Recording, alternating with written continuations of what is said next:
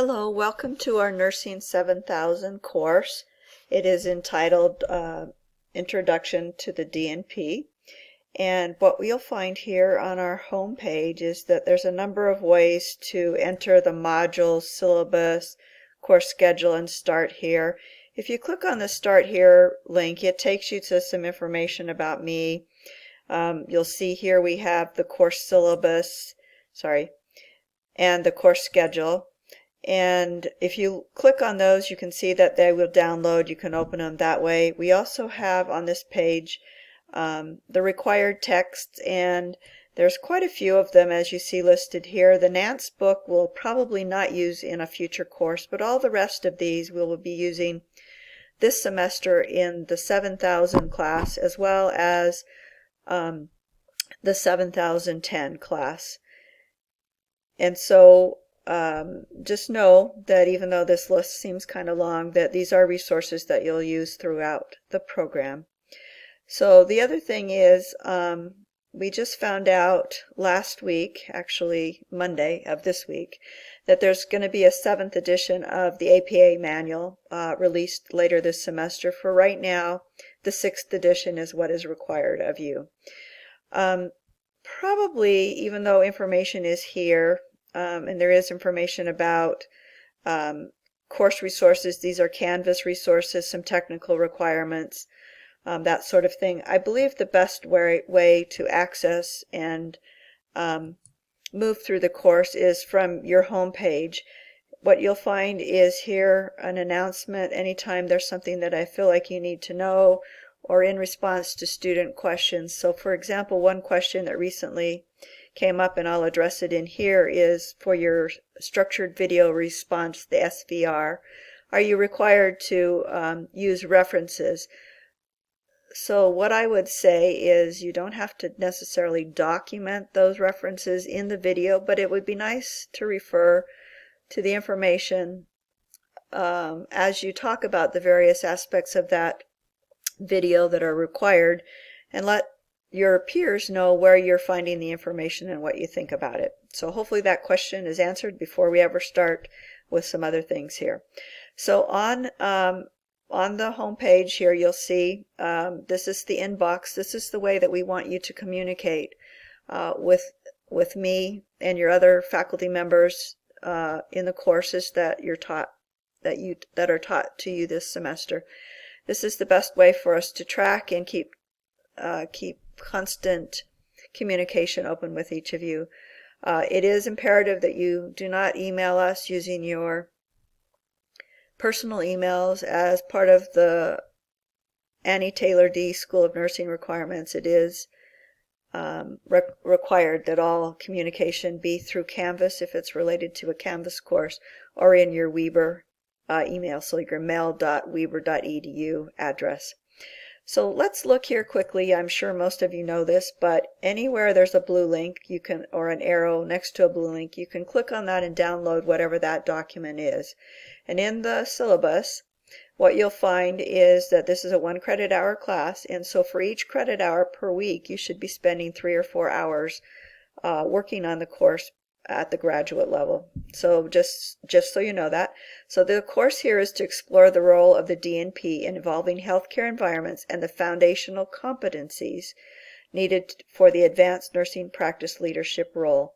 Now, many of the postmaster students in this cohort and in other cohorts are nurse practitioners, usually about 2/3 of them. So in the course I have provided some information about nurse practitioner competencies generally, and some information on family nurse practitioners, because many of the assignments and much of what we are going to look at in this introductory class have you looking at the practice role that you'll assume once you graduate. I've also included some leadership competencies and a couple of other things that you'll see throughout the course if your primary practice is not as a nurse practitioner.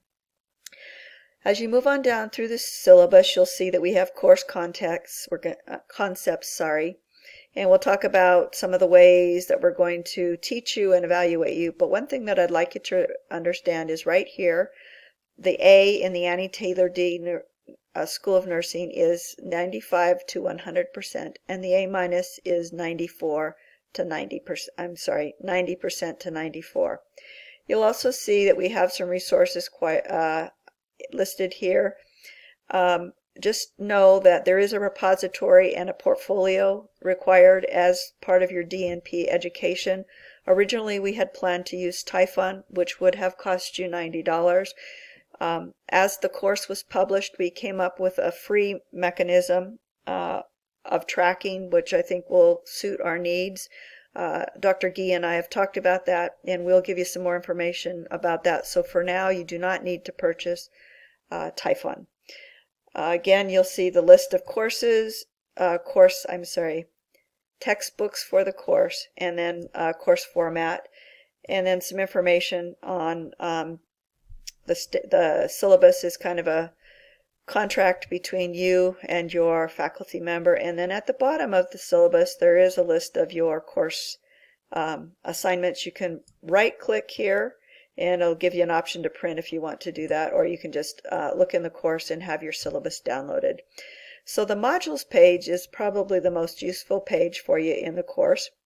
And what you'll find is initially we have a file naming convention here for you. We'll want you to name all of the submissions, discussions, or assignments in any of your classes in our graduate programs with the course title. So this one is not for our class, but what it will be is NRSG 7000. Then you'll come and you'll put your last name, Rocha, your first initial A, the assignment, which will be not necessarily all of the words in the assignment, but one or two words that help us refer to what assignment it is, and then the date that the assignment is due or the date that you actually submit it. Either one is fine. It looks like for some reason the link here is missing for the course calendar. I will make sure that that's there, and that was shared with you also via email. So as we look at the course, you can see that we have several modules. The first unit is 3 weeks long. That's going to be talking about the DNP role.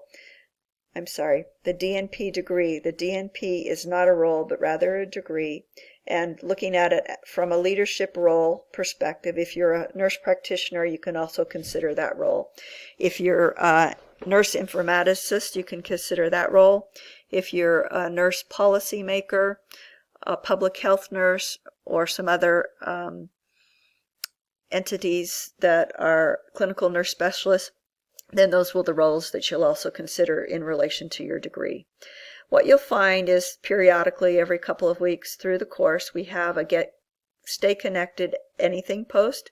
That is an optional post. If you do post, you get 5 points for each posting. You can post whatever you'd like in there. There's some ideas throughout the course, for example, as we get closer to Thanksgiving, to talk about what you might be doing for that holiday or Christmas, or early in the course, some information about, oh, I'm so excited that I'm starting this program because, or my granddaughter is turning 3, or my baby is turning 1, whatever it might be.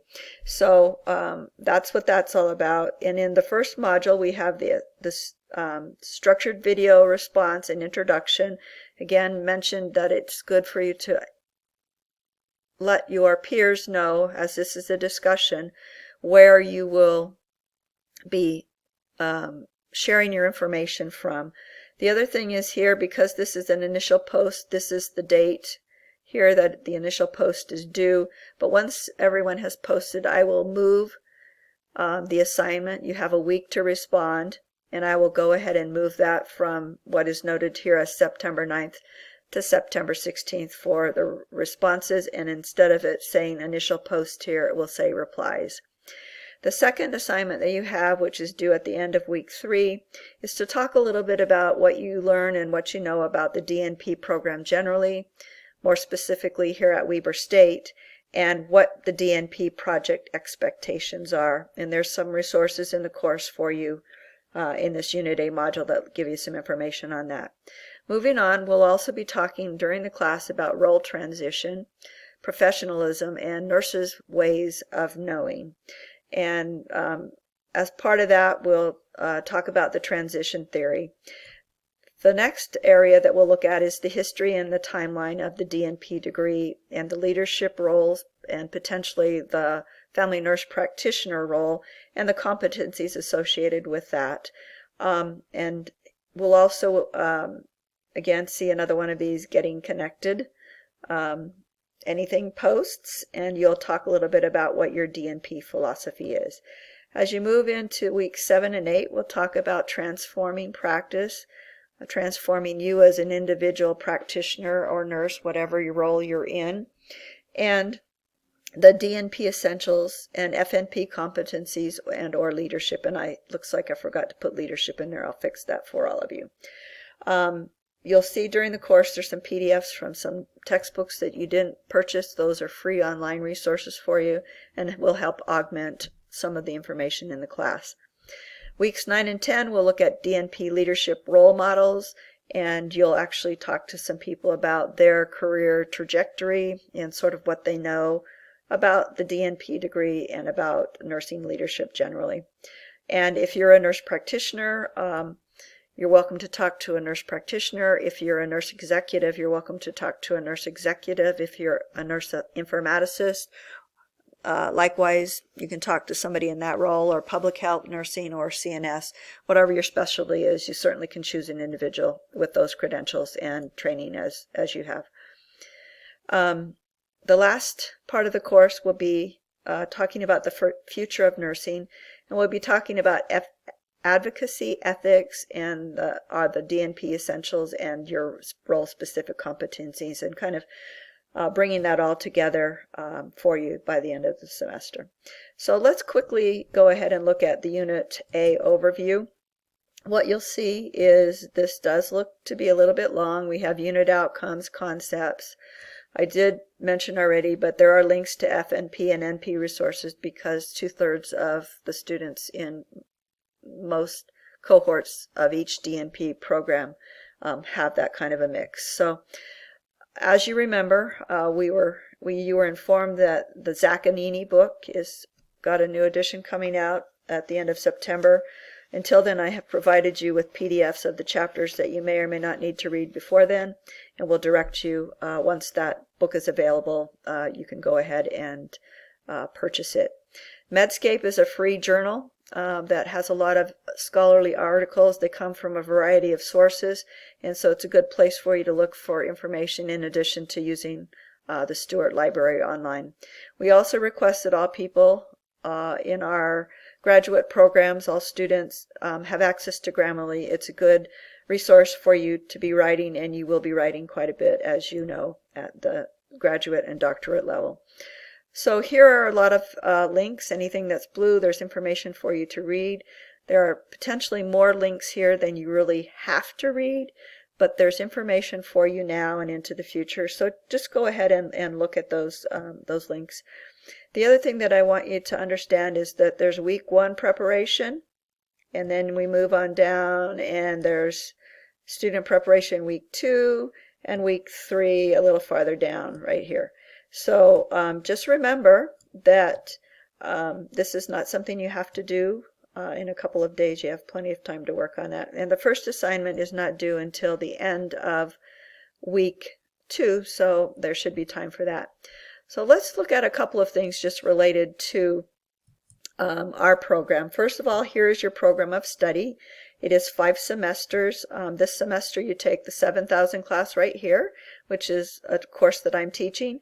7010 is taught by Dr. Marianne Reynolds, and 7020 is taught by Dr. Valerie Gooder. You have the option of a 6th semester should you need it as you're working on your project, but the program of study is designed for you to be completed within 5 semesters and anywhere from 5 to 7 credit hours per semester. So part-time totally online.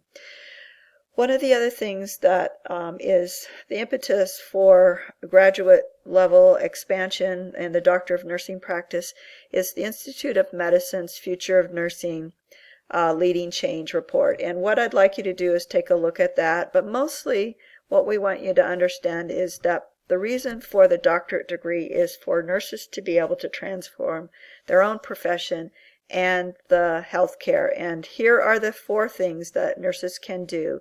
Practice to the full extent of their education, achieve higher levels of education,